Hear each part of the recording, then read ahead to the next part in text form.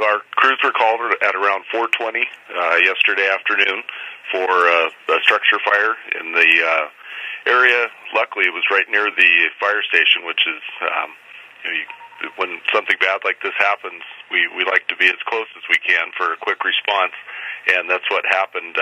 First crew showed up, found smoke coming from the eaves. They made a quick interior attack, and actually there was no fire inside when they first got in there. It was light smoke.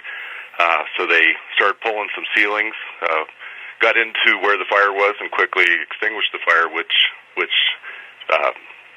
saved property and all the personal belongings of the occupant. So luckily the occupant had self-evacuated when she noticed the smoke in the house and called the fire department quickly. So everything turned out pretty good. It could have been a lot worse.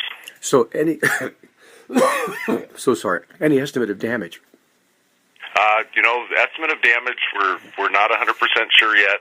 I would put it probably in the $5,000 range, just because, like I said, of the quick work of the firefighters. Our investigators were on scene last night for a few hours, and we're able to narrow it down to around the furnace area. They're not 100% sure exactly where in the furnace, but that definitely was the likely cause. Any injuries reported? No injuries. And that's always our main goal. Not only for the occupants and anyone around, but also the firefighters. So from that standpoint, it was a successful situation. And how many agencies and how many units were sent to the scene? Obviously, Missoula Rural Fire District, that's in our jurisdiction, and we had 2 engines and a chief that responded. And these are the kind of calls that it just seemed when it rains, it pours.